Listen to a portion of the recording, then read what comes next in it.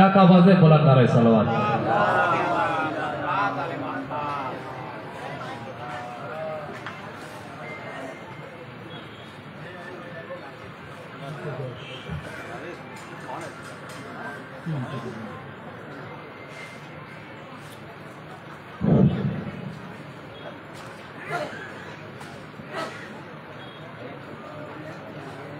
رحم الله من قرأ سورة الفاتحة.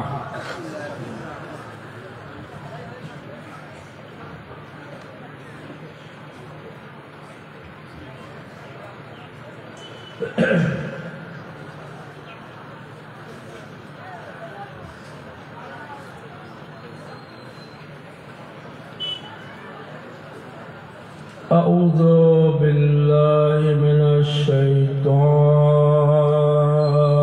اللعين الرجيم. بسم الله الرحمن الرحيم.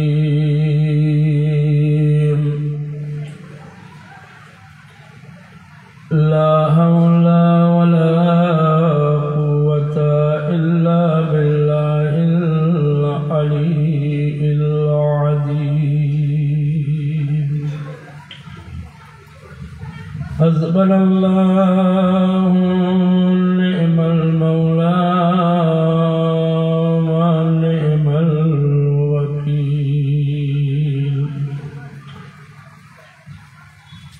رب اشرح لي صدري ويسر لي أمري واحلل عقدة من لساني يفقه قولي. رب ارحمهما كما ربياني صغيرا. الحمد لله رب العالمين والعاقبة للمتقين والجنة للموحدين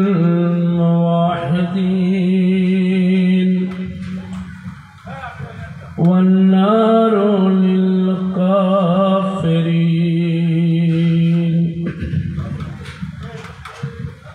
ثم الصلاة والسلام على أشرف الأنبياء والمرسلين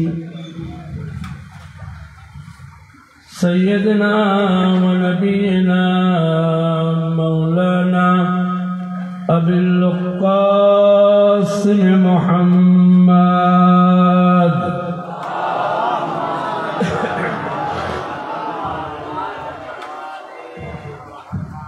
وآله الطيبين الطاهرين المعصومين المظلومين.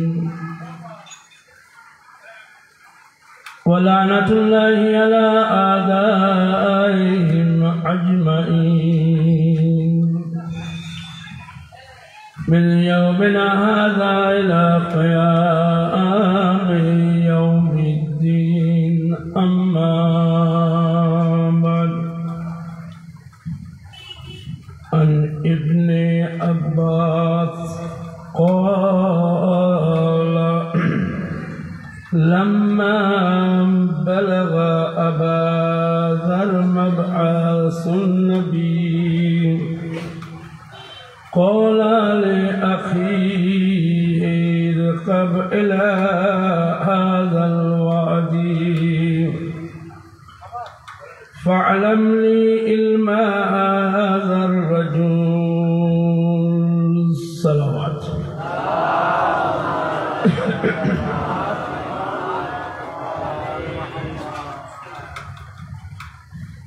मोमिनीन कराम अज़दरान इमाम मज़लूम अलैहिस्सलातु वस्सलाम, अल्हम्दुलिल्लाह পরস্পর আমরা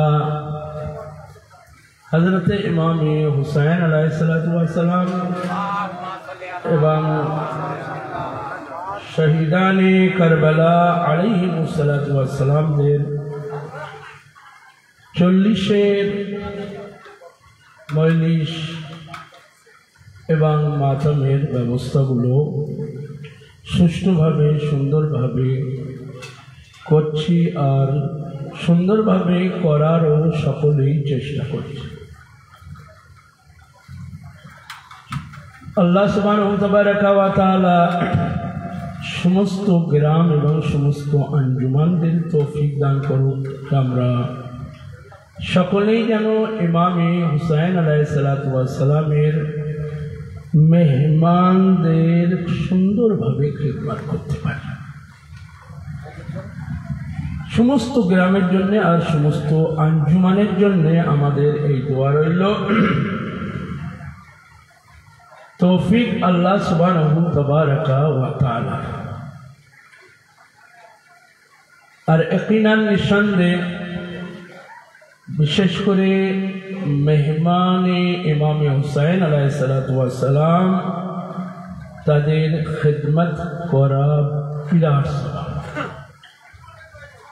যেটা আপনারা ইউটিউবিতে, হোয়াটসঅ্যাপে বা নেটে দেখতে পাচ্ছেন। আমি খালি এটাই হয়রান হয়ে যায় কখনো কখনো, অথচ হয়রান হওয়ার কোনো ব্যাপারই নয়।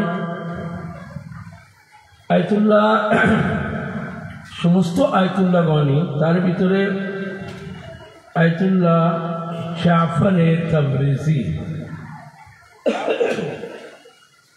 আয়াতুল্লাহ তাবরিজি সাহেবের পুত্র দেখলাম ইমামে হুসাইন আলাইহিসসালাতু ওয়াসসালামের মেহমানরা আসছে আর তিনি দৌড়ে আগে গিয়ে পাগড়ি মাথায় তাদের খিদমত করার জন্য পানি পেশ করছে। এই যে শিক্ষা, তিনি একজন মাওলানা, তিনি আমাদের সকলেরই এই শিক্ষা দিচ্ছেন কে দেখো, আমি আয়াতুল্লাহর বেটা হওয়ার পরেও কিন্তু এদের কাছে কিচ্ছু নেই, এদের কাছে কিচ্ছু না যারা ইমাম হুসাইন আলাইহিসসালাতু ওয়াসসালামের আজাদার বা জিয়ারতকারী। এখান থেকে আমরা এটা বুঝতে পারি আল্লাহ সুবহানাহু ওয়া তাআলা আমাদের কত বড় সৌভাগ্য দান করেছেন যে আমরা ইমামে হুসাইন আলাইহিসসালাতু ওয়াসসালামের মেহমান হতে পেরেছি। ইমামে হুসাইন সাধারণ মানুষের মেহমান হতে পারলে তাই কত খুশি হই, মেজবানরা কত খুশি হয়। আর এ তো ইমামে হুসাইন আলাইহিসসালাতু ওয়াসসালামের মেহমান, যেখানে মালাইকারা এসে নিজের হাঁটু পেতে দেয়, মাথা পেতে দেয়, যেখানে আম্বিয়াগণ আসে, যার জিয়ারতের জন্য আউলিয়াগণ তশরিফ নিয়ে আসেন, যার জিয়ারতের জন্য অন্য অন্য ইমামরাও তশরিফ নিয়ে আসেন, যার জিয়ারতের জন্য আমারও আপনার যুগের ইমাম ইমামে মেহদি আলাইহিসসালাতু ওয়াসসালাম, এটা কিন্তু আমাদের জন্য বিরাট বড় সৌভাগ্য আল্লাহ সুবহানাহু ওয়া তাআলা দান করেছে। এই জন্যে আমাদের কর্তব্য হচ্ছে এটাই कि अच्छा আমি আপনাদের কাছে জিজ্ঞাসা করি ফরশে আযাতে বসা আর বাইরে ঘোরাফেরা করা দুটোর মধ্যে পার্থক্য আছে না? অবশ্যই আছে, অবশ্যই পার্থক্য আছে। ফরশে আযাতে বসে ইমামে হুসাইন আলাইহিসসালাতু ওয়াসসালামদের জাইরদের ভিতরে যদি ইমাম নিজে হাতে নাম লেখে এর থেকে সৌভাগ্য আর কি হতে পারে। এই জন্যে ফার্সে আজান কিন্তু একটা আলাদা ফজিলত, যেটা আপনারা পূর্বের মজলিসগুলোতে শুনে থাকেন বা শুনেছেন বা হাদিসের মাধ্যমে পড়েছেন। ওই ওয়াকিয়াও সামনে আছে, তাছাড়াও বিভিন্ন ধরনের ঘটনা আমাদের সামনে আসে, যার থেকে আমরা উপলব্ধি করতে পারি যে ফার্সে আজান একটা আলাদা সওয়াব। নিঃসন্দেহে ইমাম হুসাইন আলাইহিসসালাতু ওয়াসসালামের জিকির ও মজলিসকে শোনার জন্য আসমান থেকে ফেরেশতাগণ নাযিল। আপনারা আরো সৌভাগ্যবান এই জন্যে যে আপনারা যুগের ইমামের সাথে বসে আছেন। আপনি বাইরে যদি ঘোরাফেরা করেন তো ইমাম কি আপনার সঙ্গে বাইরে ঘোরাঘুরি করবে? ইমাম নিঃসন্দেহে তার জেদ, তার দাদার ফজিলত যেখানে হবে, মুসাইব যেখানে হবে, সেখানেই তো আছে।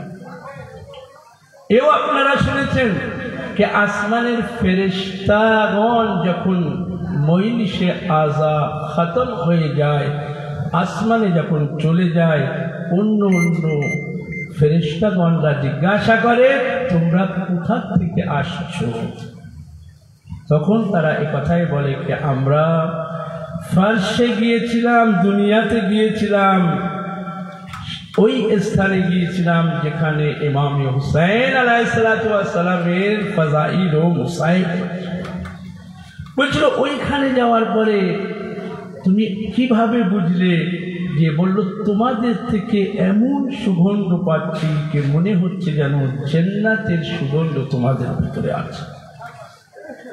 তাহলে বোঝা যাচ্ছে এটাই, জান্নাতের সুগন্ধ যদি কেউ পেতে চায় এই দুনিয়াতে, তাহলে তার কর্তব্য হচ্ছে ফার্সে আজাতে এসে বসা। সালাওয়াতুল মুহাম্মদ ওয়া আলে মুহাম্মদ।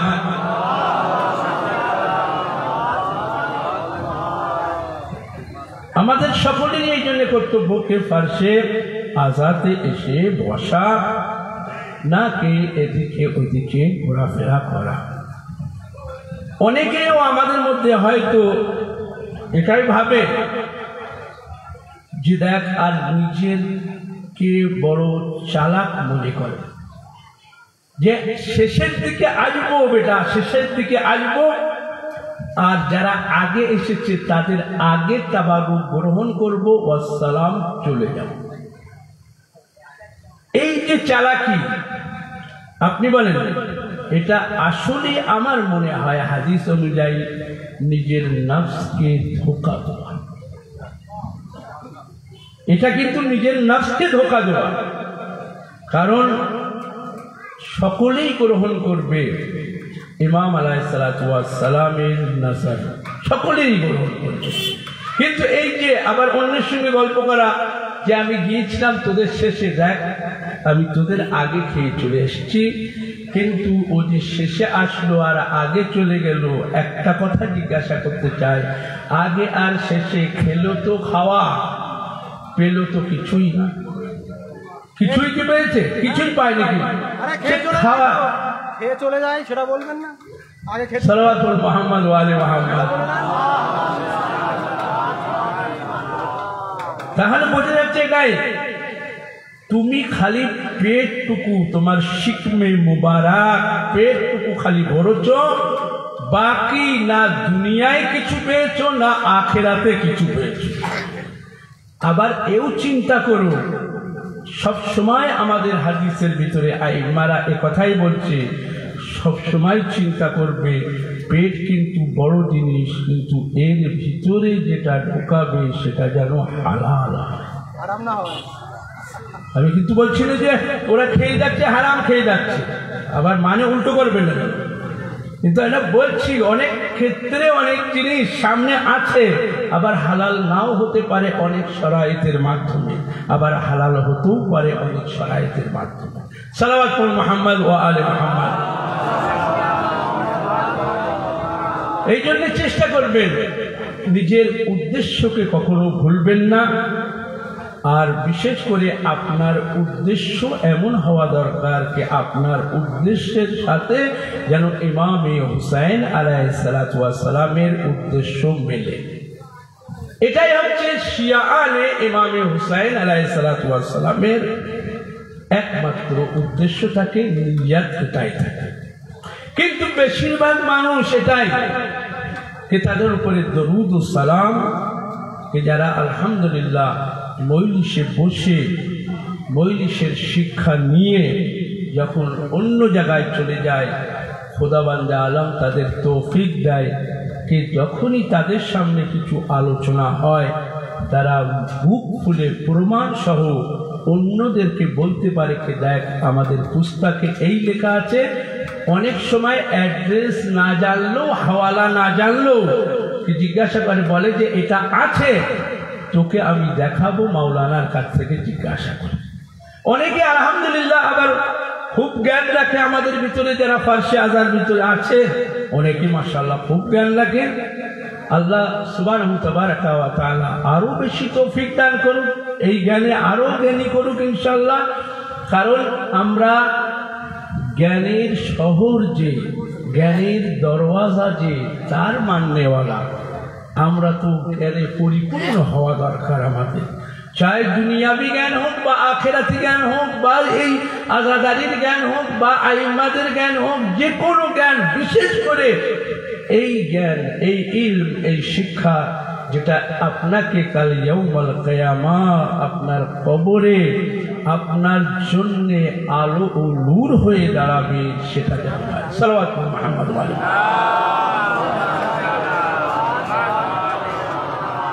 এই জন্য সর্বসময় এটাই চেষ্টা করবেন যে ফারশে আজাতে এসে বসে মা জননী ফাতেমা জাহরা সালামুল্লাহ আলাইহাকে পুরসাতে, ফাতেমা যেন রাজি হয়। সমস্ত কাজে আহলে বাইত আলাইহিস সালাতু ওয়াস সালামকে মুকদ্দম রাখবেন, শুরুতে রাখবেন। তারপরে নিয়ত এটাই আনবেন যে পরওয়ারদিগার আমার হুসাইন এবং হুসাইনের মা যেন রাজি হয়। যেখানে মনে করবেন ইমামে হুসাইন আলাইহিস সালাতু ওয়াস সালামের মা রাজি, সেখানে আর কারোর কিছু করার নেই। তার মানে ফাতেমা রাজি মানে ফাতেমা নিজে বললেন, রাসূলুল্লাহ নিজে বললেন এ কথা কে ইবনতি, আমার কন্যা ফাতেমা যার থেকে রাজি হবে সে কাল ইয়াউমুল কিয়ামা ফাতেমার সাথে জান্নাতে প্রবেশ করবে। তাহলে আমাদের খেয়াল রাখা এটাই উচিত যে কোন কোন কাজে হযরতে ফাতেমা জাহরা সালামুল্লাহ আলাইহা খুশি হবেন বা রাজি হবেন। একবার সালাওয়াত পড়ুন মুহাম্মদ ওয়া আলি মুহাম্মদ। আর একবার সালাওয়াত পড়ুন মুহাম্মদ ওয়া আলি মুহাম্মদ।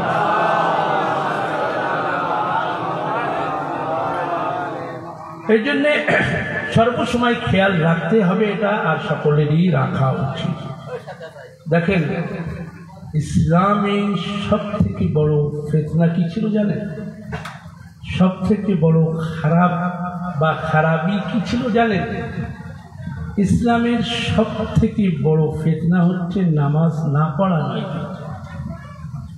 রোজা না রাখা। তার মানে এই না যে আপনি নামাজ পড়বেন না, রোজা রাখবেন না। রোজা না রাখা সব থেকে বড় ফিতনা কিন্তু ইসলামে নয়। ইসলামের সব থেকে বড় যে ক্ষতি, নামাজ না পড়লে সেই ক্ষতি নয়, রোজা না রাখলেও সেই ক্ষতি নয়। কিন্তু যেহেতু ওয়াজিব পড়তেই হবে, এই নামাজ ও রোজায় অত ক্ষতি হয়নি, যত ক্ষতি ইসলামের সাকিফার মাধ্যমে। এইটাই যদি আমরা চিন্তা ভাবনা করি, এটাই যদি আমরা নিজেদের ভিতরে নেই, এটা নিয়েই যদি গবেষণা করি, তাহলে আমরা সঠিক ইসলাম বুঝতে পারবো যে ইসলামের সব থেকে বড় ক্ষতি কোথায় হয়েছে। গদিরের ময়দানে হয়নি, রসুল করিমের ইন্তেকালের পরে কোথায় সাকিফায় সব থেকে বড় ইসলামকে ক্ষতি করেছে। আর এই সাকিফার কারণে 72 নয় 73টা দল তৈরি হয়েছে, একমাত্র সাকিফার কারণে। যদি সকিফা না গিয়ে মাওলা আলীর ইমামতকে মেনে নিত তাহলে আর ৭৩ ভাগে ভাগ হতো না, একটাই ইসলাম থাকতো, যে ইসলামের কথা কোরআনে মজিদের ভিতরে বলেছে ইন্নাদ দীনা ইনদাল্লাহিল ইসলাম। হাজারটা তো দিন নয়, আল্লাহ সুবহানাহু ওয়া তাআলার কাছে একটাই দিন কোরআনে মজিদ যার কথা বলছে। এই ইসলাম যদি কবুল হয় তাহলে তার সমস্ত আমল কবুল হবে, আবার এই ইসলাম যদি রদ করা হয় তাহলে কোনো আমল কবুল হবে না। কিন্তু ইসলামকে খারাপ করার জায়গার ভিতরে একটি জায়গা, যার নাম হচ্ছে সকিফা। আজও আপনি পাবেন সকিফা, আজও আপনি সেই স্থানে পাবেন। এটাই তো বলা হয় সকিফার ওজুদ থাকবে, গদিরের ওজুদ থাকবে না। কথাটা বুঝতে পারিনি। সাল্লাল্লাহু মুহাম্মদ ওয়া আলি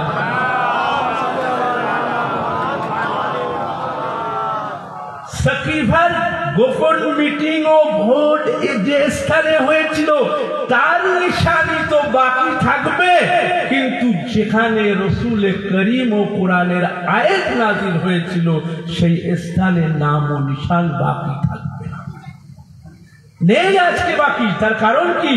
তার কারণ সর্বনাশের কারণ হচ্ছে এই সকিফা। সব থেকে বড় ফিতনা ইসলামের ভিতরে সকিফা।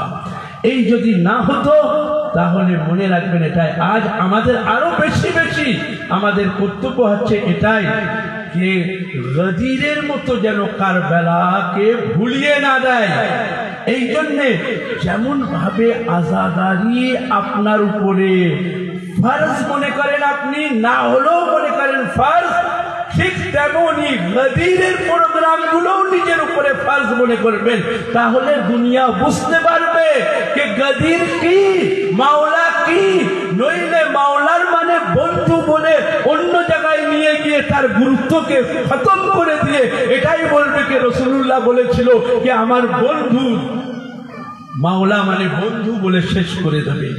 এই জন্যে আমাদের কর্তব্য হচ্ছে এটাই যে আল্লাহ সুবহানাহু ওয়া তাআলা যেন এই জিনিসগুলো আজ আপনাদের শুকরিয়া আদায় করি, ধন্যবাদ জানাই এটাই কে কাল গদিরের মতো যেন ইমামে হুসাইনের এই ওয়াকিয়া ও ঘটনাগুলো যেন মানুষ যেন না ভুলিয়ে দেয়। আজও ভুলিয়ে দিত যদি আপনাদের ভিতরে এই গরম আবহাওয়া, আপনাদের ভিতরে ইমামে হুসাইনের গরম মোহাব্বত যদি না থাকতো তাহলে কিন্তু আজও কারবালা ভুলিয়ে দিত। এ আপনাদের কারণে কারবালা ভুলাতে পারিনি, আপনাদের জুলুসের কারণে কারবালাকে ভুলাতে পারিনি। এই জন্য কর্তব্য বাড়িতে না বসে জুলুসে গিয়ে দেখিয়ে দেবেন যে দেখো যে ইমামে হুসাইন কারবালার ময়দানে যে উদ্দেশ্যে শহীদ হয়েছিল সেই উদ্দেশ্যকে গ্রামে গ্রামে গিয়ে জুলুস বার করে বাতিলদের মুখে থাপ্পড় মেরে এটাই জানিয়ে দিচ্ছি যে দেখো এর নাম হচ্ছে আজাদারি। আজাদারি মানে ইসলামকে জীবিত করা, আজাদারি মানে ইসলামকে জিন্দা করা, আজাদারি মানে বাতিলের মুখে চড় মারা, আজাদারি মানে হচ্ছে এটাই সকিফাকে নিস্ত নাবুদ করে দেওয়া, আজাদারি মানে ৭২ ফেরকা নিস্ত নাবুদ হয়ে যাবে, এক ফেরকা বাকি থাকবে।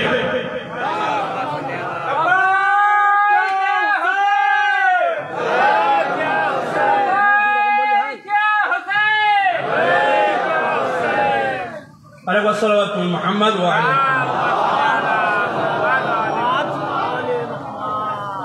এই জন্য আমাদের কর্তব্য হচ্ছে এই আজাদারিকে রক্ষা করা।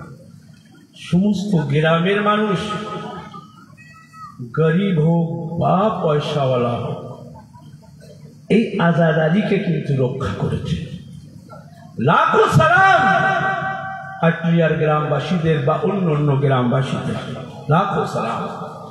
আর ইয়াকিনান নিঃসন্দেহে এই আজাদারির মাধ্যমে আপনি যে স্থানে পৌঁছতে পারবেন, নামাজ ও রোজার মাধ্যমে সেই স্থানে পৌঁছাতে পারবেন।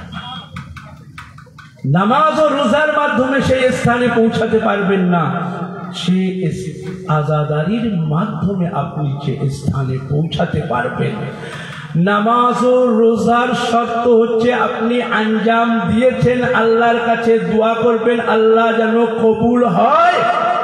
আযাদারির ভিতরে সন্দেহ থাকে না যে কবুল হবে না হবে না। ইমামে হুসাইন বলেছে করো, কবুল করার মালিক আমি। সালাওয়াত পড়ুন মুহাম্মদ ওয়া আলে মুহাম্মদ। তাহলে বোঝা যাচ্ছে এটাই যে ইমাম হুসাইন আলাইহিস সালাতু ওয়াস সালামের এই আযাদারি করতে থাকবেন। এই আযাদারির উপরে হাজারো মানুষ নিজের জানকে কুরবান করে দিচ্ছে। এই আযাদারি আমাদের শিখিয়েছে বাতিলদের হাতে যেন কখনো হাত মেলাবে না, মাথা নত করবে না। আমরা নামাজ থেকে কিন্তু শিখিনি, রোজা থেকে কিন্তু শিখিনি। রোজা থেকে আল্লাহর বান্দেগি শিখেছি, আর আযাদারি থেকে এটা শিখেছি যে বাতিলের সামনে মাথা নত করতে নেই। এটা আমাদের এই আযাদারি শিখিয়েছে, এটা আমাদের এই ইমামে হুসাইন শিখিয়েছে। হুসাইন বাতিলের সামনে যদি মাথা নত করে দিত তাহলে হুসাইনের শানে আবু হুরায়রা লাখো হাদিস লিখে দিত। আবু হুরায়রা ওদের শানে লিখে দিয়েছে যারা বাতিলের উপরে ছিল, হুসাইনের শানে লিখতে পারেনি। হুসাইনের জন্য কলম উঠেনি, হুসাইনের জন্য হাত তুলতে পারেনি, পারবে না। তার কারণ হচ্ছে এটাই যে যাদের উপরে আল্লাহ ও আল্লাহর রসুলের বদদুয়া থাকে তারা হুসাইনের জন্য হাত তুলতে পারে না। তারা হুসাইনের জন্য হাত তুলতে পারে না। এ তো ওরাই পারে যে যাদের উপরে আল্লাহ ও আল্লাহর রসুলের দোয়া আছে, তার সাথে সাথে ফাতেমার দোয়া আছে, তারাই হাত উঁচু করতে পারে, তারাই হাত তুলতে পারে। এই জন্য বুখারী বলেন, তিরমিজি বলেন, সুনান ইবনে মাজাহ বলেন, অন্যান্য পুস্তকগুলো বলবেন, সবকিছুই নিজের কাছে কিন্তু মনে রাখবেন এরা হাসান ও হুসাইন ও ফাতেমার জন্য একটা হাদিস লিপিবদ্ধ করতে পারেনি। তার কারণ কি? না পারার কারণ হচ্ছে এটাই যে যাদের সম্পর্ক সকিফাদের সাথে ছিল তারা হাসান ও হুসাইনের জন্য হাদিস লেখার জন্য হাত তুলতে পারেনি। পারবে কি করে? সম্পর্ক তো সকিফার সাথে সম্পর্ক যদি নষ্ট হয় তাহলে না হুসাইন ও হাসানের কাছে আসবে। হুসাইন ও হাসানের কাছে আসতে গেলে এক কথাই বলা হয় এটাই পবিত্রতা লাগে। সালাতুল মুহাম্মদ ওয়া আলে মুহাম্মদ। এর থেকে সুন্দর আর একটি সালাতুল মুহাম্মদ ওয়া আলে মুহাম্মদ।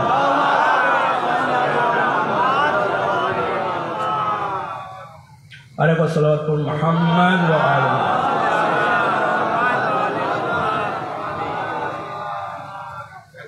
এই জন্য আমাদের কর্তব্য হচ্ছে এটাই কি ইমামে হাসান, ইমামে হুসাইন বা আযাদারি সম্পর্কে বেশি বেশি জানা, আর ইমামে হুসাইন আলাইহিস সালাতু ওয়াস সালামের উদ্দেশ্য কি ছিল।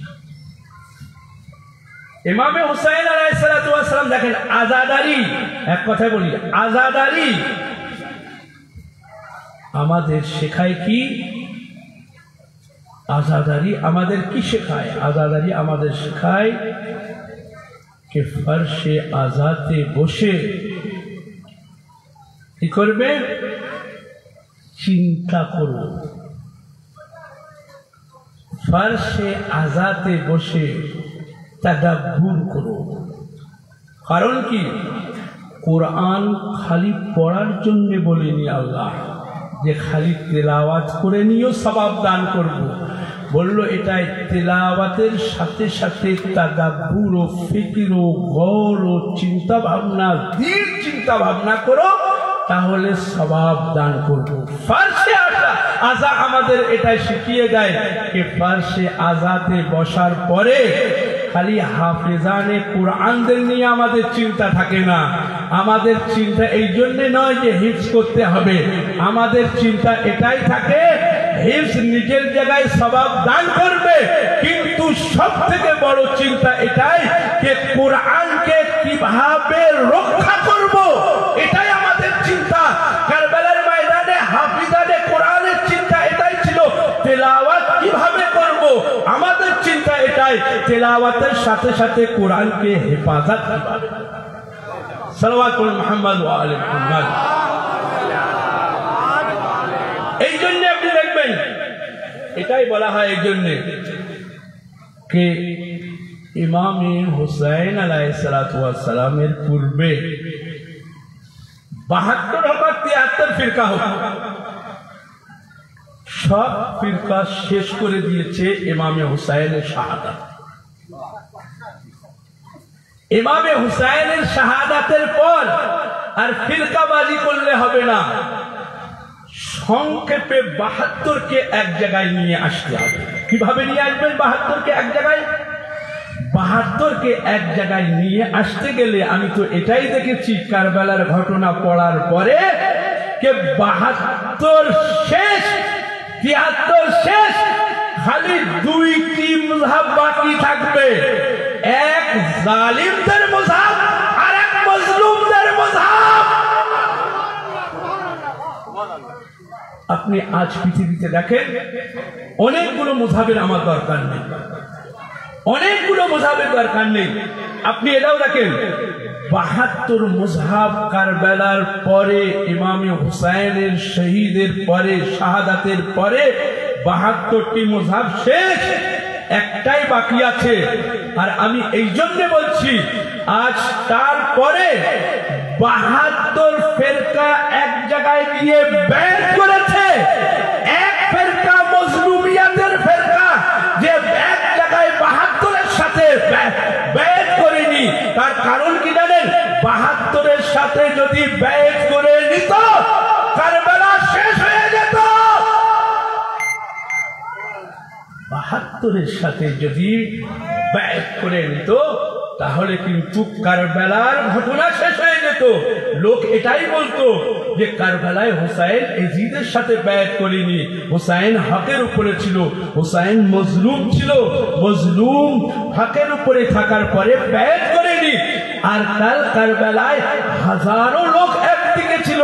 যদি এটাই ইসলাম হয় যে যেদিকে লোক বেশি হবে সেটাই সব থেকে বড় ইসলাম, তাহলে আজ সারা পৃথিবীর মুসলিম দেশগুলো 72 হোক আর 56 হোক, যতই হোক না কেন, সব যদি এক জায়গায় হাত মেলায় তাহলে কি আপনিও মেলাবেন?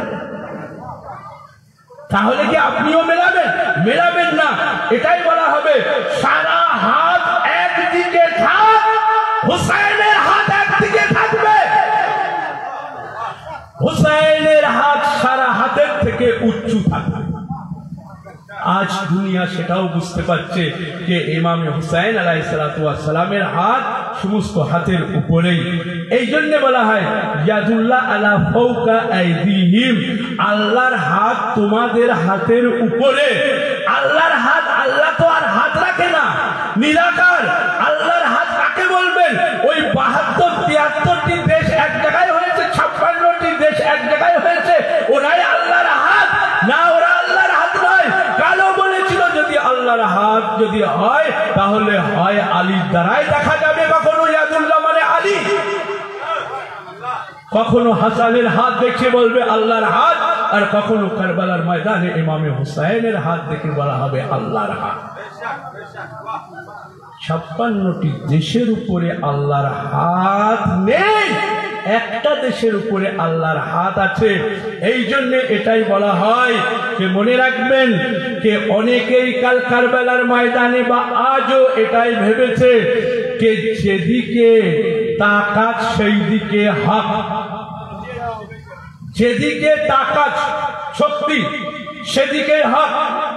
কাল কিন্তু পৃথিবীর মানুষ এটাই মনে করতো না যে যেদিকে শক্তি সেদিকেই হক, এটাই মনে করত। কারবালার ময়দানে যেদিকে শক্তি সেদিকে হক ছিল না, যেদিকে হক ছিল সেদিকে শক্তি ছিল। লোক কম থাকলো, হকের উপরে যারা ছিল তাদের শক্তি পৃথিবীর মানুষ মনে করে এটাই শক্তি, যেদিকে থাকবে সেদিকে হক হবে, এটাই মনে করে আমেরিকার কাছে শক্তি আছে, ইসরায়েলের কাছে শক্তি আছে, তার মানে ওরা হকের উপরে আছে। না না না, কারবালা আমাদের এই শিক্ষা দেয়নি। কারবালা আমাদের শিক্ষা দিয়েছে যে যেদিকে শক্তি থাকে সেদিকে হক থাকে না, সেদিকে এজিদ ও এজিদিয়ান থাকে, আর যেদিকে হক থাকে সেদিকে সত্য থাকে এবং সেদিকে হুসাইনিয়ত থাকে। সালাওয়াতুল মুহাম্মদ ওয়া আলি মুহাম্মদ। এটাই তো শিখিয়েছে কারবালা। তাহলে বোঝা যাচ্ছে যে সারা দুনিয়ার মানুষ এটাই বলেছিল যে না, তাদের কাছে শক্তি আছে, এরা পৃথিবীর মানুষ শক্তিটাই মনে করে হক। ইমামে হুসাইন আলাইহিস সালাতু ওয়াস সালাম বললেন শক্তিটাই হক নয়, বরং কি শক্তি হক নয়। যদি শক্তি হক হতো, শক্তি যদি হক হতো, তাকাত যদি হক হতো, তাহলে এজিদের কাছে হক হতো, আর রসুল আকরমকে বলতে হতো যেদিকে এজিদ থাকবে সেদিকে হক থাকবে। কিন্তু রসুল করিম এটা না বলে এটাই বলে জানিয়ে দিয়েছে যে যেদিকে আলী থাকবে সেদিকে হক। সালাওয়াতুল মুহাম্মদ ওয়া আলি মুহাম্মদ। আর সালাওয়াতুল মুহাম্মদ ওয়া আলি মুহাম্মদ। এই জন্য আমরা এটাই বলি, মনে রাখবেন যে আসল আসলই থাকে, নকল নকলই। আসল হামেশা আসলই থাকবে, নকল বিভিন্ন জায়গায় ছড়িয়ে থাকবে, দেখা যাবে। বাজারে তো নকল ভর্তি হবে। যেমন জিনিসের নকল তৈরি হয় তেমন মযহাবেরও নকল তৈরি হয়। এ তো আপনি আহলে মারিফাত যদি হন, আপনাকে চিনে নিতে হবে। অনেকগুলো নকলের ভিতরে আসল চেনা কিন্তু খুবই মুশকিল হয়, আর অনেকগুলো নকল যখন এক জায়গায় জমা হয়ে যায় তখন কিন্তু সমস্ত জিনিসের ক্ষতি হয়। মনে রাখবেন এটাই, পোশাকের নাম ইসলাম নয়, পোশাকের নাম ইসলাম নয়। পোশাক পরিবর্তন করলে ইসলাম আসে না, কিরদার পরিবর্তন করলে ইসলাম আসে, চরিত্র পরিবর্তন করলে তার নাম হচ্ছে ইসলাম, পোশাক পরিবর্তন করলে তার নাম ইসলাম নয়। এই জন্য আজ এটাই বলা হয় যে পোশাকেরও একটা বিরাট ব্যাপার আছে, টুপি পরতে হয়। আপনি হাজি মানুষ টুপি পরেন না কেন? অনেকে আমাকে বলেছে, যাই হোক, কিন্তু আমি তো আজ পর্যন্ত টুপি বলে ইসলামে কিছুই পেলাম। টুপি বলে ইসলামে কিন্তু কোথাও পেলাম না। যদি আমার অন্য ভাইয়েরা পেয়ে থাকে, ওলামাগণ এখানে বসে আছে, যদি পেয়ে থাকে আমাকে বললে ধন্য হব। আবু কাল থেকে পড়া, হ্যাঁ ঠিক। যদি এ কথাই বলে যে ভালো লাগে করলে শোভা, আমি অমান্য করছি না যে ভালো লাগে, কিন্তু যার কাছে রসুল করিমের সুন্নত আছে সে আবার ঔরঙ্গজেবের সুন্নত নিতে যাবে কেন? সালাওয়াতুল মুহাম্মদ ওয়া আলি মুহাম্মদ।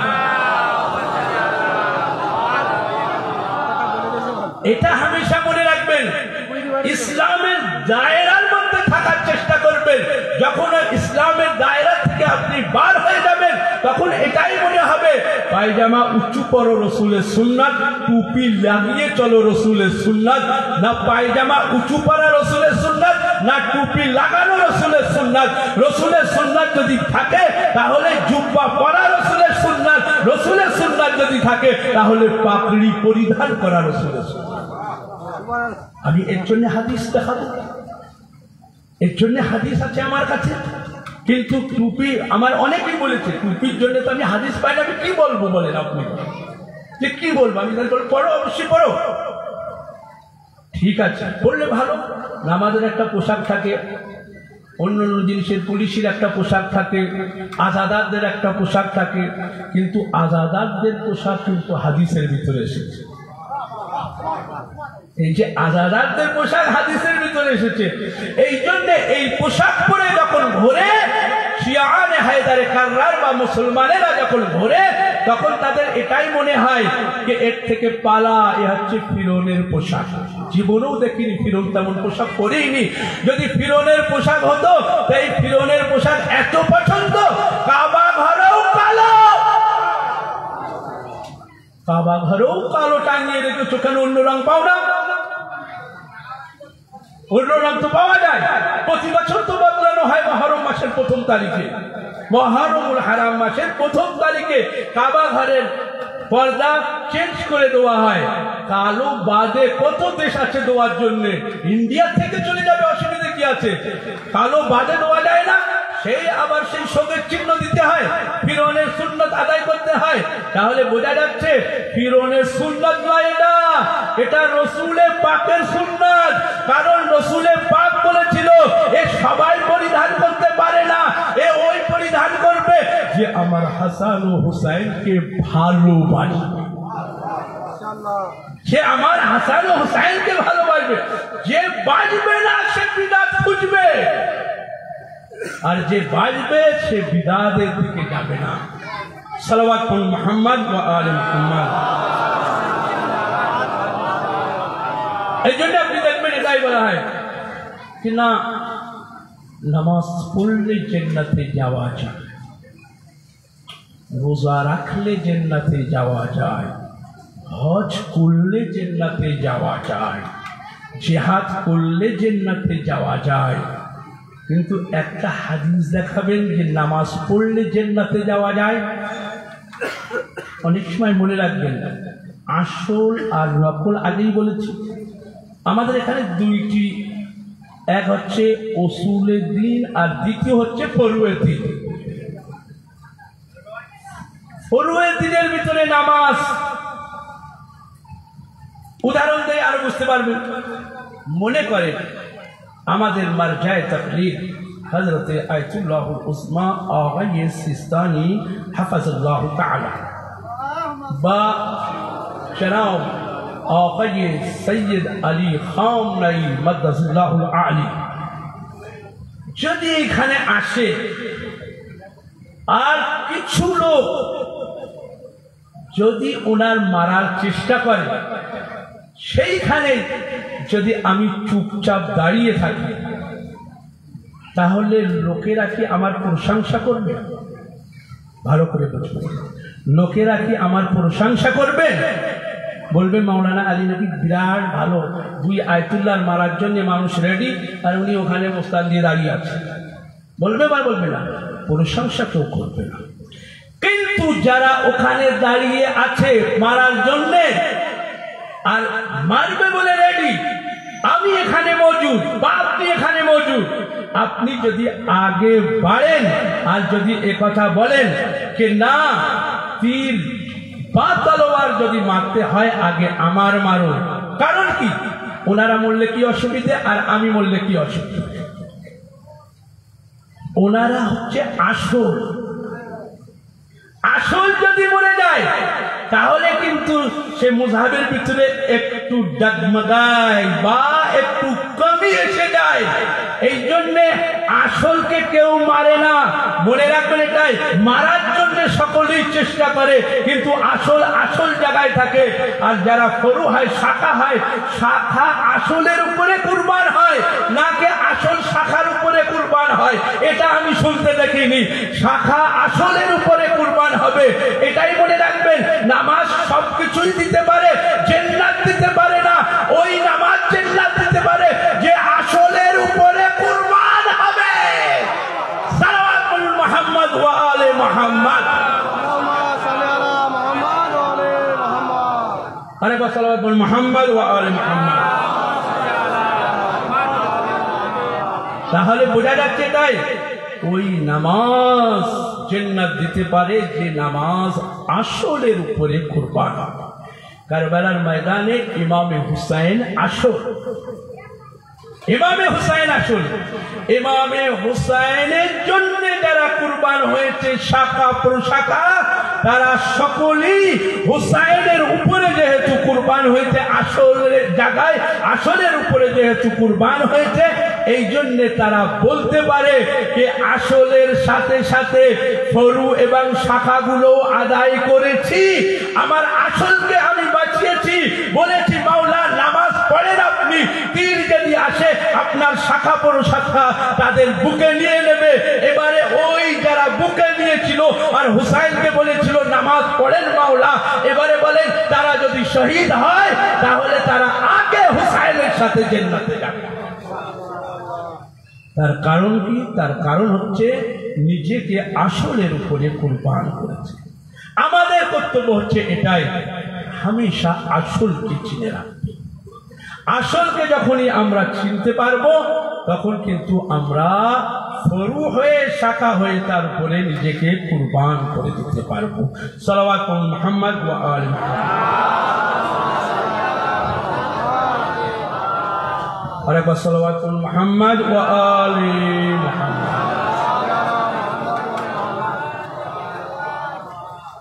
তাহলে বোঝা যাচ্ছে এটাই, আজ আমরা যারা আজাদার আলহামদুলিল্লাহ এখানে বসে আছি, আজাদারির উদ্দেশ্য কিন্তু এটা নয়।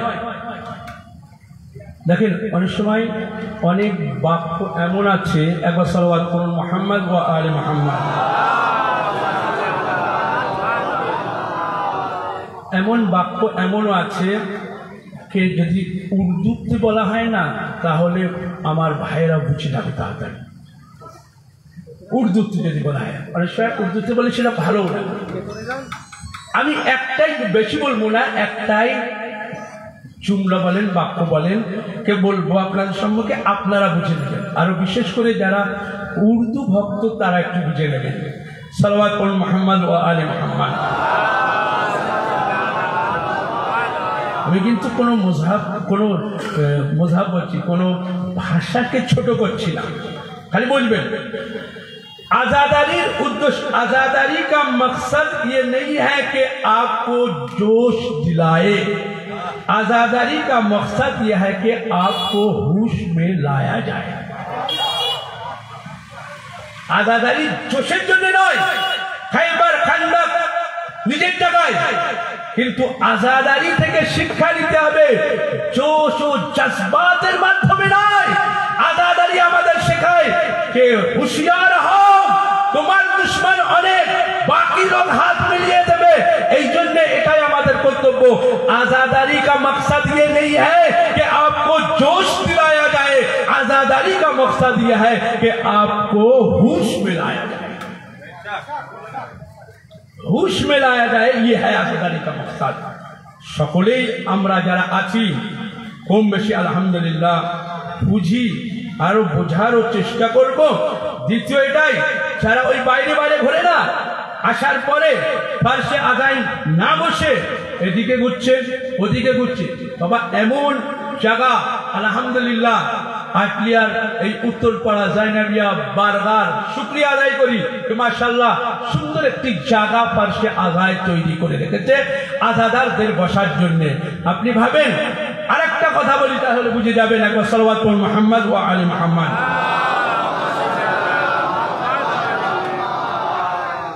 आजादारी का मकसद वक्त गुजारना नहीं,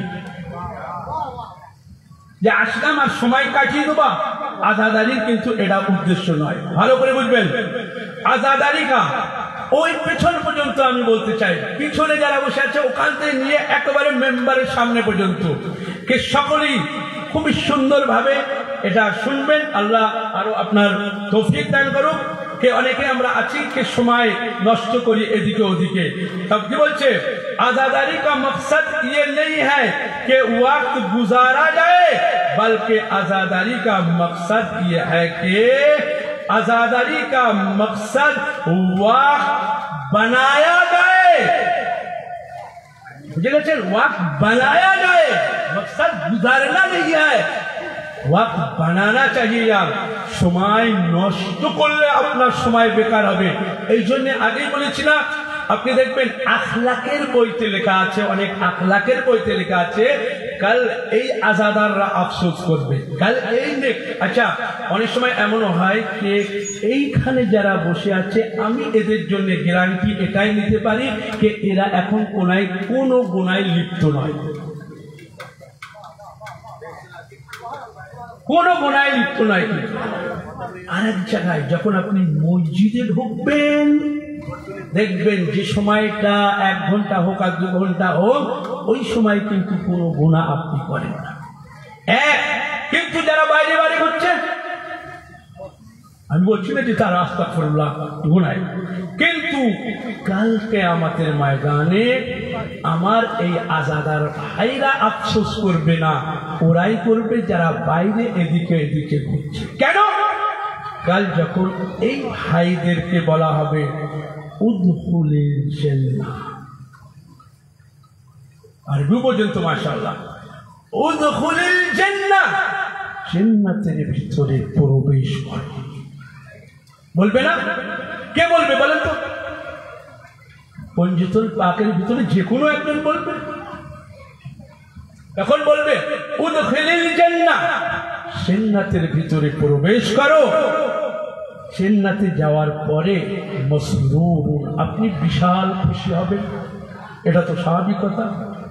ভালো মহল্লায় যদি যায় পরিষ্কার পরিচ্ছন্ন, আর যেখানে না বলার আগে যদি সবকিছু দেয় তা আমরাই তো বলি সত্যি অমুক জায়গায় গিয়েছিলাম বিরাট ভালো, না বলার আগে সবকিছু দিয়ে দিচ্ছে, পানি, চা, মিষ্টি, নাস্তা। আর নাস্তা কি মাশাআল্লাহ, বলবেন না? বলবেন। জান্নাতে যখন আপনি প্রবেশ করবেন ঠিক তেমনই বলতে হবে না, আপনার বলা লাগবে না, এমন নাস্তা আপনার সামনে আসবে যে আপনি ভাববেন কি জন্য এত বড় টেরেতে নাস্তা আসছে রে বাবা, কি কারণে? তখন আওয়াজ আসবে যেখানে হুসাইনের মজলিস হচ্ছিল সেইখানে যখন আপনি গিয়েছিলেন তখন মজলিসে বসেছিলেন, পার্শ্বে আজাতে বসেছিলেন, এদিকে ওদিকে ঘোরাফেরা করেননি। এবারে নাস্তা আসার পরে, জান্নাতের ফল ফ্রুট আসার পরে এবারে কি হবে জানেন? এবারে হবে যে জান্নাতের এই স্থান মনে করেন আপনাকে দোয়া হবে, জান্নাতের এই স্থান উঁচু স্থান আপনাকে, এরপরও আরো উঁচু স্থান আছে। তখন ওই সমস্ত মানুষেরা আফসোস করবে যারা ওর বাড়িতে বসে আছে আর ওর বাড়িতে খাওয়া দাওয়া করছে, ঘুরছে মজলিস ফেলে, তখন আফসোস করবে এটাই কে এরা তো দেখছি আটলিয়া ছিল, তোরা এরা আজকে এই স্থানে কিভাবে পৌঁছে গেল রে বাবা, এরা তো আটলিয়া ছিল। কিন্তু এই একবার সালাওয়াত মুহাম্মদ ওয়া আলি মুহাম্মদ, এরা তো আটলিয়া ছিল, আজ এদের এই স্থানে কিভাবে পৌঁছে গেল? তো তখন তারা একথাই বলবে আমাদের এই স্থান দিয়েছে হযরতে হুসাইন ইবনে আলী। বললো কেন হুসাইন? তো আমরাও হুসাইন হুসাইন করেছি। বললো তোমরাও করেছে, এরাও করেছে, জানি না, তোমরাও আল্লাহর বান্দা, এরাও আল্লাহর বান্দা, তোমরাও মানুষ, এরাও মানুষ, কিন্তু মানুষের ভিতরে পার্থক্য থাকে আমলের দ্বারাই বোঝা যায়। তবে এটাই, এরা যখন জান্নাতে মা ফাতেমা ইমামে হুসাইন জায়গা দেবে তখন আবার এরাও আফসোস করবে। আবার কি কথা রে বাবা, এরাও আবার আফসোস করবে? তো বলছে হ্যাঁ, এরাও আবার আফসোস করবে। এত সময় বসার পরে আবার ওখানে গিয়ে আফসোস বললে এদের জান্নাতে দিয়ে দিলাম, জান্নাতে দেওয়ার পরে এরা আফসোস করবে আর এটাই বলবে এ আল্লাহ, যদি আরো বাকি সময়গুলো বেকার না কাটাতাম তাহলে জান্নাতের এই স্থানে নয়, এর থেকে উপর স্থানে থাকতাম, এই স্থানে নয়, এর থেকে উপর স্থানে থাকতাম। তাহলে বোঝা যাচ্ছে এটাই যে জান্নাতের উপর স্থান যদি আপনি পেতে চান খালি আজাদারি নয়, বাকি সময়গুলো আল্লাহ ও আল্লাহর রাসূল ও আহলে বাইতের জিকিরে কাটিয়ে দেবেন, তখন আপনি বুঝতে পারবেন জান্নাতে যাওয়ার পরে যে শানে জান্নাত কি আর আপনি যে আজাদার আপনার শান ও শওকত কি, তখনই আপনি বুঝতে পারবেন। তো আল্লাহ সুবহানাহু ওয়া তাআলা আমাদের সকলকেই তৌফিক দান করুক, আমরা যেন সেই স্থানে যেতে পারি। আর অবশ্যই যাব, অবশ্যই যাব, অবশ্যই যাব। কারণ আমরা আসলকে নষ্ট করিনি। আমরা নামাজও পড়ি, রোজাও রাখি, ফরুদ্দিনের উপরে আমল করি, দরকার পড়লে জেহাদও করি। জেহাদ যদি না করতে পারেন, বাড়িতে গিয়ে নিজের বাপ ও মার খিদমত করবেন, আল্লাহ তাআলা আপনার জেহাদের সওয়াব দিবেন। আপনি মনে করলেন খালি যে যুদ্ধের ময়দানে গিয়ে জেহাদ করে বাড়ি এসে মাকে বকলাম, মাকে উল্টো পাল্টা বকলাম, বাপকে কিছু বললাম, আবার আশা করবেন ইমামে হুসাইন আলাইহিস সালাতু ওয়াস সালাম শাফাআত দেবে না। এদেরকে যত্ন করে আপনি ইনশাআল্লাহ, এটাই আপনার জন্য জিহাদ হবে, আর আপনি উঁচু স্থানেও যেতে পারবেন। সালাওয়াতুল মুহাম্মদ ওয়া আলি মুহাম্মদ। এই জন্য দেখেন, এই আজাদারিকে নষ্ট করার জন্য বহু লোক লেগেছে। খবর জানেন, দেখেন, শোনেন, বিরাট কিছু বলার দরকার নেই। বহু এই আজাদারির পিছনে, আজ রিপোর্টে এটাই বলছে, আজাদারির পিছনে, শিয়াদের পিছনে যত খরচা করতে হয় অন্য মযহাবের লোকদের, তত খরচা পুরো আরো যে 72 ফিরকা আছে তাদের পিছনে করতে হয় না। কেন এমন? কেন আপনাদের পিছনে এমন? আপনারা কি সবসময় তীর ও তলোয়ার নিয়ে থাকেন? না, এটাই বোঝাতে চেয়েছে যে এদের ঈমানকে যদি শেষ করা যায় তাহলে সবার ঈমান শেষ করা যায়। বললো ওই 72-এর ঈমান শেষ করা বড় কঠিন কাজ না, কারণ ওরা তো অটোমেটিক শেষ করে রেখে দিয়েছে। কাল কারবালায় ও শিবরে মালাউন টাকার দিকে দেখেছিল, আজ এই 72 ফেরকাও টাকার দিকে তাকিয়ে আছে যে কখন আমেরিকা টাকা দেবে, কখন ইসরায়েল টাকা দেবে, তাই নিয়ে বসে থাকবো। আয়াতুল্লাহ খামনাই এটাই বললো, তোর ডলার তোর কাছে, মনে রাখবি আজ যদি ভালো মুখ দেয় তাহলেও এই শয়তান শয়তানি থাকবে। বলছে যে এবারে তো আমেরিকা নত হয়ে গিয়েছে, এবারে তো আমেরিকা ভালো ব্যবহার করছে, তাহলে এবারে তো তাদের সঙ্গে মেশা যায়। আয়াতুল্লাহ খামনাই কি বললেন? আয়াতুল্লাহ খামনাই মাদ্দাসিল্লাহুল আলী বললেন যে মনে রাখবে এরাই 1 নম্বর মুনাফিক। আজ মতলবের জন্য মাথা নত করছে, আজ মতলবের জন্য মাথা নত করছে। দুনিয়ায় কোরআন, আহলে বাইত এবং সবকিছু পূর্বের নবীদের মেহনতকে যে বাঁচিয়েছে তার নাম হচ্ছে হুসাইন ইবনে আলী। আর আজকের বুকে 72 ফেরকার মুখ যে উঁচু করেছে তার নাম হচ্ছে সৈয়দ আলী খামনাই। 72 ফেরকার আজ মুখ উঁচু করে বেড়াচ্ছে, অথচ এরাই কালকে বলেছিল সারা দুনিয়া একদিকে আর ইরান যদি পারে তা ভালো। সারা লোকের কাছ থেকে শুনেছি ইরান যদি পারে তা ভালো যাক। আর এদের মনে কি ছিল জানো? এদের মনে এটাই ছিল ইরান পারবে না, ইরান নত হবে। কিন্তু মনে রাখবেন এটাই, যার ভিতরে সৈয়দা ফাতেমা জাহরা সালামুল্লাহ আলাইহার রক্ত আছে, সে মাথা উঁচু করতে শিখেছে, মাথা নিচু করতে শিখেছে। সালাওয়াতুল মুহাম্মদ ওয়া আলি মুহাম্মদ।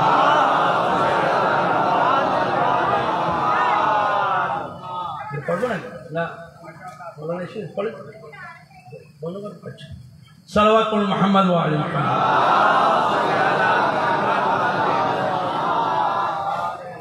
এই জন্যে আমাদের কর্তব্য হচ্ছে এটাই, জানা বোঝা। কাল ও এক দল ছিল, কাল ও এক ফিরকা ছিল। মাওলায়ে কায়নাত আলী ইবনে আবি তালিব আলাইহিস সালাতু ওয়াস সালামকে এসে জিজ্ঞাসা করেছে, এ আলী, অমুক তো অমুক সময়ে ঈমান এনেছিল, আর অমুক ভাই তো অমুক সময়ে এনেছিল, আর অমুক ভাই তো 40 বছর বয়সে এনেছিল, অমুক ভাই ছোট্টবেলায় ঈমান এনেছিল, আর অমুক ভাই 12 বছরে ঈমান এনেছিল। এ আলী, সবার একটা সময় আছে ঈমান আনার। আপনি কবে ঈমান এনেছেন? এ আলী, মাতা আমানা। এ আলী, আপনি কবে ঈমান এনেছেন? এর বলে মাওলা। মাওলায়ে কায়নাত হযরতে আলী ইবনে আবি তালিব আলাইহিস সালাতু ওয়াস সালাম মুখ ভাঙা, আমাদের ভাষা বলে না, মুখ ভাঙা উত্তর দিলেন। কি উত্তর দিলেন? মাওলা বলতে পারত আমি ছোট্টবেলা থেকে, মাওলা বলতে পারত যে আমি মায়ের গর্ভে ছিলাম তখন ঈমান এনেছি। মাওলা বিভিন্ন ভাষায় দিয়ে বোঝাতে পারতো না, কিন্তু যত ভাষা আপনি ব্যবহার করবেন তার মধ্যে কোনো না কোনো ভুল তারা অবশ্যই ধরত। মাওলায়ে কায়নাত আলী ইবনে আবি তালিব কি উত্তর দিলেন? উত্তর এটাই দিলেন, আমি কোন সময় কাফির ছিলাম সেটা বলে দাও। সালাতুল মুহাম্মদ ওয়া আলি মুহাম্মদ। যখনই বললো কে কবে ঈমান এনেছেন, হয়তো চিন্তা ভাবনা করেছিল যেহেতু ফাতেমা বিনতে আসাদের গর্ভে ছিল, পাক ও পবিত্র বাতনের শিকমে মোবারকে ছিল, এই জন্য আলী ইবনে আবি তালিব আলাইহিস সালাতু ওয়াস সালাম হয়তো এটাই বলবে যে না, ফাতেমার বিনতে আসাদ মায়ের গর্ভে যখন ছিলাম তখন ঈমান আনলাম। ভুল ধরতো কি হযরত আলী তো মায়ের গর্ভে ছিল তখন ঈমান এনেছে। কিন্তু এক কথায় হযরত আলী এটাই বলে দিয়েছে যে দেখো, আমি কবে কাফির ছিলাম সেটাই বলো। মনে রাখবে এটাই, আমি মায়ের পেটে ছিলাম তাও ঈমান এনেছিলাম। দুনিয়া এখনো সৃষ্টি হয়নি তার আগে আমি ঈমান, তার আগে আমি ঈমান এনেছি। তোমরা কোথায় আর আমি কোথায়? আলীর সাথে মোকাবিলা করতে এসেছো, জবাব খুঁজতে থাকবে, বইতে খুঁজতে থাকবে, কোরআনেও খুঁজতে থাকবে, আর এটাই বলবে যে আলী এমন জবাব দিয়েছে না কোরআনে পাচ্ছি না হাদিসে পাচ্ছি। আরে এর না কোরআনে পাওয়া যাবে না হাদিসে পাওয়া যাবে না, এ আগে লোহে মাহফুজের মুতালা করতে হবে। লোহে মাহফুজের মুতালা করতে হবে, তারপরে না আপনি পাবেন কে আলীর মতন উত্তর দেবেন। আলীর মতন উত্তর দিতে গেলে মাসুম হতে হয়। আলীর মতো উত্তর দিতে গেলে 40 বছরের বয়সে যদি মুসলমানই হয়, তাহলে কি সে আলীর মতো উত্তর দিতে পারবে? হ্যাঁ, তুমি বলতে পারো যে আমি 40 বছর বয়সে ঈমান এনেছিলাম, কিন্তু আলী ও ফাতেমা, হাসান ও হুসাইন এমন বলতে পারে। এই জন্য সারা বিশ্বের মখলুকাতের থেকে আফজাল মখলুকাত হযরতে আলী ইবনে আবি তালিব পঞ্জতুল পাক 14 মাসুমিন আলাইহিস সালাম। এই জন্য তাহলে বোঝা গেল এটাই যে এই কারণেই আমরা আহলে বাইত করি, এই কারণেই আমরা হুসাইন করি, এই কারণেই আমরা আগুনের উপর দিয়ে চলে যাই, এই কারণেই এদেরকে সাহাবী বলি না। আলী সাহাবীর ভিতরে না, সাহাবীর ভিতরে বলে দাম বাড়াতে চায় না। আলী তো ইমাম আউয়ালে মখলুকাতের ভিতরে। আলী সাহাবী কোথায়? আলী ইমামুল আউয়ালিন ওয়াল আখিরিন। আলী যখন সৃষ্টি হয়নি তার ইমাম, যখন শেষ হয়ে যাবে দুনিয়া তাদেরও ইমাম। যে ইমাম আল্লাহর তরফ থেকে বানানো হয় সে কবরে আপনার সামনে এসে দাঁড়িয়ে থাকতে পারে, আর যে ইমামকে মানুষ বানাবে সে কবরে গিয়ে বলবে আমার ইমাম কি? সে তো কথাই বলবে আমার ইমামকে। কবরে আপনাকে কে বাঁচাবে? বলে তো একশনই বলবেন, কবরে আপনাকে কে বাঁচাবে? আলী ইবনে, এরকম বলবেন না, কবরে কে বাঁচাবে? আলী ইবনে আবি তালিব আলাইহিস সালাতু ওয়াস সালাম। মুনকির ও নকির এসে যখন জিজ্ঞাসা করবে আপনার আপনার মাবুদকে, আপনার প্রতিপালককে, আপনার নবীকে, আপনার ইমামকে, আপনার কাবাকে, আপনার কিবলা কি, যত কিছু আছে জিজ্ঞাসা করার পরে বলবে আপনার ইমামকে। যখন আপনার বলবে আপনার ইমামকে, আপনি নিজেই বলবেন কে মুনকির ও নকির কি জিজ্ঞাসা করছিস? আমার ইমাম আমার ডাইনে সাইডে বসে আছে, এ হচ্ছে আমার ইমাম। একবার ঘুরে দেখবে কে? আলী ইবনে আবি তালিব। ফেরেশতা বলে উঠবে এটাই, এ তো তোমার খালি ইমাম নয়, এ আমারও উস্তাদ। সালাওয়াত করুন মুহাম্মদ ওয়া আলে মুহাম্মদ। সালাওয়াত করুন মুহাম্মদ ওয়া আলে মুহাম্মদ। হ্যাঁ, যেহেতু মাওলানা চলে আমি মনে করি মাওলানা আসুক, আমি অটোমেটিক চলে যাব মোসাহেবে। সালাওয়াত করুন মুহাম্মদ ওয়া আলে মুহাম্মদ। যাই হোক, এ হচ্ছে হযরতে আহলে বাইত আলাইহিসসালাতু ওয়াস সালামের ফজিলত, যেটা আপনারা শুনলেন। আলহামদুলিল্লাহ, খোদাবন্দ আলম আপনাদের জাযায়ে খায়ের দেন দুনিয়াতে এবং আখিরাতে।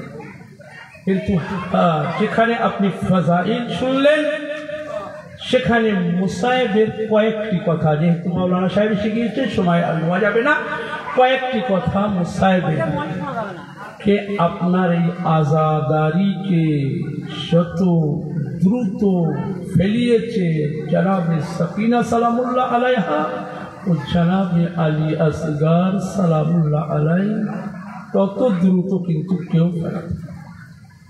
জাইনাব সালামুল্লাহ আলাইহা নিজের জায়গায়, জনাবে জাইনাব সালামুল্লাহ আলাইহা নিজের জায়গায়, সব নিজের জায়গায়। জাইনাব এই মিশনকে আগে বাড়িয়েছে, সৈয়দুস সাজিদিন এই মিশনকে আগে বাড়িয়েছে, আরও এই মিশনকে আগে বাড়িয়েছে ইমাম হুসাইন আলাইহিসসালাতু ওয়াস সালাম, যার জন্য দোয়া করতেন। ইমাম হুসাইন আলাইহিসসালাতু ওয়াস সালাম হামেশা বলতেন যে খোদায়া, ওই ঘরে, যে ঘরে সকিনা ও রবাব নেই, সে ঘরে যেন আমি না থাকি। যে ঘরে সকিনা ও রবাব নেই, সেই ঘর আমার ভালো লাগে না। ইমাম হুসাইন আলাইহিসসালাতু ওয়াস সালাম বলতেন যে আমি নামাজে তাহাজ্জুদে, কত বড় কথা আমার ইমাম বলে গেলেন। ইমামে হুসাইন আলাইহিসসালাতু ওয়াস সালাম বললেন, আমি নামাজে তাহাজ্জুদে দোয়া করতাম, পরওয়ারদিগার আমার এমন এক কন্যা দান করো যাকে আমি যেন খুব ভালোবাসতে পারি, যে যেন আমার কারবালার ময়দানে আমাকে সাহায্য করে। এবারে আমাদের দেখতে পাচ্ছি একটি কথা, এবারে আমাদের দেখতে হবে যে ইমাম হুসাইন